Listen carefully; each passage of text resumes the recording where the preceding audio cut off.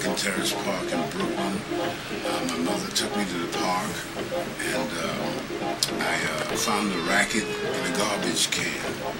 And I took that racket back home and nailed it together, and I went out to play. And when I got there, the coach said, "No, you can't play. You have to learn first."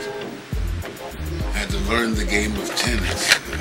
I thought I could just chase that ball and run around and do what I wanted, and it wasn't that easy. So for 1 year, he let me hit balls in.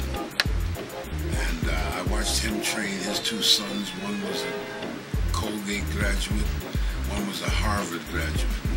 They both played very good tennis.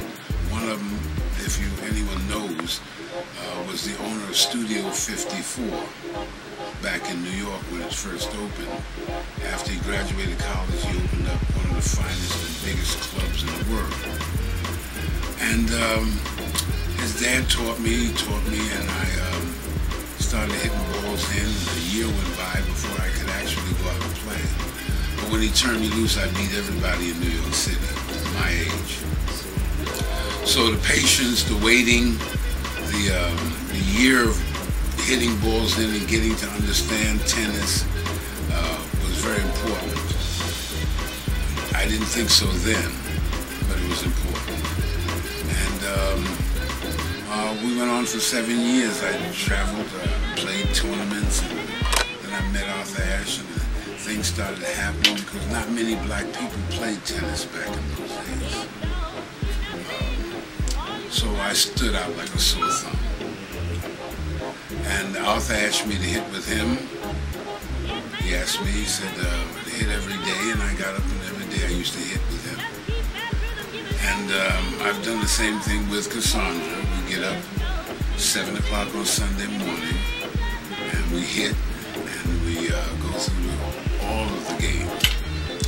And that's what anybody needs that's going to be coached. You need somebody to take extra time. It's not that easy. People think you can just go out and hit, but it's not that easy. I was the first African-American to coach a major college back east.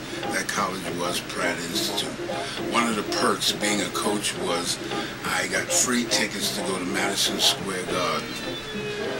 And there Arthur Ashe was playing Rod Laver.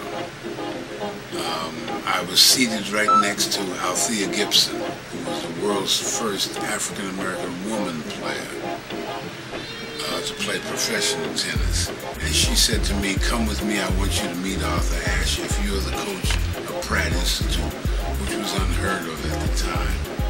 This was again back in the 60s. Things were not like they are now.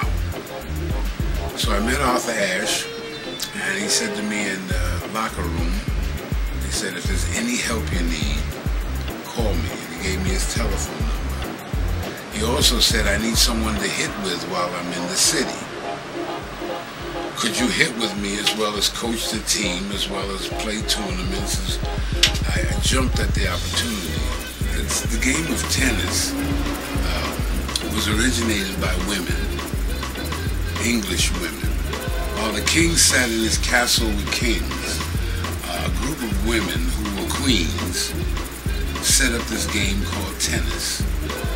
They put up a net, they chalk marked the court off, and then they gave it a system. And it's 15, and because women made this game, they put love factors into it. Things that a man wouldn't get angry about, women don't get angry about. So the whole game is geared to calm you down, to let you explode when you need to in the service, on the backhand.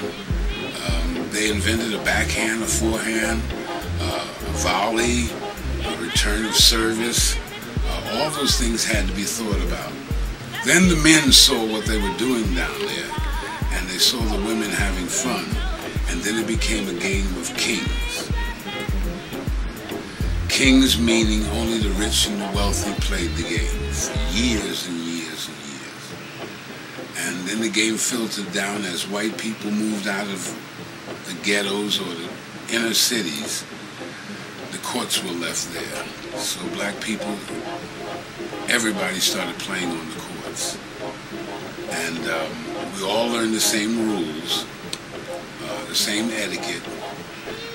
The game hasn't been changed in over 200 years.